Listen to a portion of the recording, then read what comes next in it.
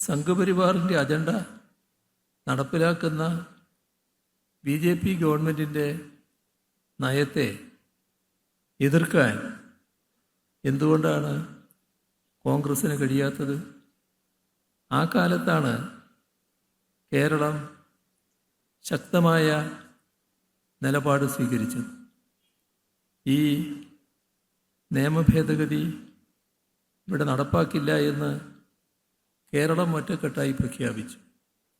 ആദ്യഘട്ടത്തിൽ കോൺഗ്രസ് ആ പരിപാടിയോടൊപ്പം അണിനിരക്കാൻ തയ്യാറായി.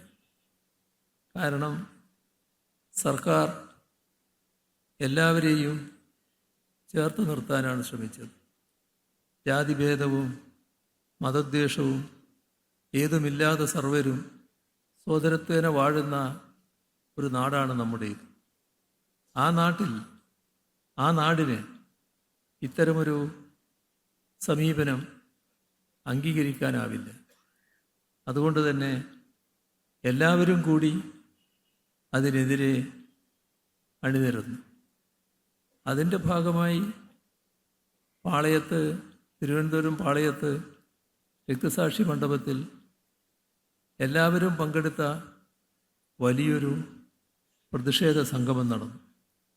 പ്രതിപക്ഷ നേതാവും പ്രതിപക്ഷ നേതാക്കളും സമൂഹത്തിൻ്റെ വിവിധ ഭാഗങ്ങൾ, വിവിധ സാമൂഹ്യ സംഘടനകൾ എല്ലാം അതിലണിനിരന്നു. അവിടെയും നിർത്താതെ സർവകക്ഷി യോഗം ചേർന്നു. ആ യോഗം ഈ നിയമം പിൻവലിക്കണമെന്നാവശ്യപ്പെട്ടു. നമ്മുടെ നിയമസഭയുടെ പ്രത്യേക സമ്മേളനം വിളിച്ചു ചേർത്തു. അതിലും പ്രതിപക്ഷ നേതാവും പ്രതിപക്ഷ നേതാക്കളും എല്ലാവരും ഉണ്ടായി. ഏകണ്ഠേന ആ നിയമസഭ പ്രമേയം പാസാക്കി ഈ നിയമം പിൻവലിക്കണമെന്ന്. ഇത്രയെല്ലാം ഒന്നിച്ച് ചെയ്ത കാര്യങ്ങളാണ്. പക്ഷേ പിന്നീട് നാം കണ്ടത് കോൺഗ്രസിൻ്റെ സംസ്ഥാന അധ്യക്ഷൻ KPCC പ്രസിഡന്റ് പരസ്യമായി പറയുകയാണ്, ഇവിടെ നിയമസഭ പ്രമേയം പാസ്സാക്കിയതുകൊണ്ട് കേന്ദ്ര ഗവൺമെൻറ് പാസ്സാക്കിയ നിയമം നടപ്പാകാതിരിക്കുകയോ? എത്രമാത്രം ചരിത്ര നിഷേധമുള്ള പ്രസ്താവനയാണത്! അതോ കോൺഗ്രസിൽ നിന്ന്? നമ്മുടെ കോൺഗ്രസ് പാർട്ടി എന്താണ് ഇങ്ങനെയൊരു നിലപാട് സ്വീകരിക്കാൻ കാരണം? ഒരു കാരണം മാത്രമേ അതിനുണ്ടാവൂ. കോൺഗ്രസിൻ്റെ അഖിലേന്ത്യാ നേതൃത്വം നിങ്ങൾ ഈ സ്വീകരിച്ച നടപടി ശരിയല്ല, നിങ്ങൾ പിൻവാങ്ങണം എന്നാവശ്യപ്പെട്ടിട്ടുണ്ടാകാം. കോൺഗ്രസ് ഇവിടെ പറഞ്ഞു, ഞങ്ങൾ ഇനി യോജിച്ച ഒരു കാര്യത്തിനുമില്ല എന്ന്.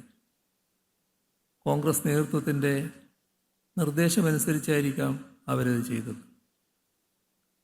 ഇവിടെ സർക്കാരിനെ കുറ്റമൊന്നും പറഞ്ഞില്ല. യോജിപ്പിന് തടസ്സമായി എന്തെങ്കിലും സർക്കാർ ചെയ്തു എന്ന് വേണമെങ്കിൽ പറഞ്ഞുകൊണ്ട് പിൻവാങ്ങാലോ. അതൊന്നും പറഞ്ഞില്ല. അപ്പോൾ കേന്ദ്ര നേതൃത്വം പിൻവാങ്ങണമെന്ന് പറഞ്ഞു, പിൻവാങ്ങി. ഇത് 4 വർഷം മുൻപ് നടന്നതാണ്. ഇപ്പോൾ ചിലർ ഈ പൗരത്വ നിയമ ഭേദഗതിയെപ്പറ്റി ഞങ്ങൾ സംസാരിക്കുന്നത് എന്തോ തിരഞ്ഞെടുപ്പ് വന്നുകൊണ്ട് സംസാരിക്കുകയാണ് എന്നാണ് പറയുന്നത്. 4 വർഷം മുൻപ് തിരഞ്ഞെടുപ്പൊന്നുമില്ലല്ലോ. 4 വർഷം മുൻപ് എന്ന് പറയുന്നത് മോദിയുടെ ഗവൺമെൻറ് വന്ന് ആദ്യ മാസങ്ങളില്ലേ? ആ ഘട്ടത്തിൽ തന്നെയല്ലേ ഇതെല്ലാം ഞങ്ങൾ പറഞ്ഞത്? ആ ഘട്ടത്തിൽ തന്നെയല്ലേ ആ പ്രക്ഷോഭത്തിലടക്കം ഞങ്ങൾ പങ്കെടുത്തത്? ആ ഘട്ടത്തിലല്ലേ ഞങ്ങളുടെ പ്രധാനപ്പെട്ട നേതാക്കളെയടക്കം അറസ്റ്റ് ചെയ്യുന്ന നിലയുണ്ടായത്? എല്ലാം രാജ്യം കണ്ടതല്ലേ? എന്താണ് സമീപനം, എന്താണ് പ്രശ്നം? അതിൽ കോൺഗ്രസ് നിർഭാഗ്യകരമായി ഈ സമീപനമാണ് സ്വീകരിച്ചത്. പോട്ടെ, അത് 4 വർഷം മുൻപുള്ള കാര്യം. ഇപ്പോൾ 4 വർഷം കഴിഞ്ഞാണ് ഈ തെരഞ്ഞെടുപ്പ് വരുന്നതിൻ്റെ ഏതാനും നാളുകൾക്ക് മുൻപല്ലേ ഈ പൗരത്വ നിയമ ഭേദഗതി നിയമം പാസാക്കിയ അവർ തന്നെ അത് നടപ്പിലാക്കാനുള്ള ചട്ടങ്ങൾ കൊണ്ടുവരുന്നത്?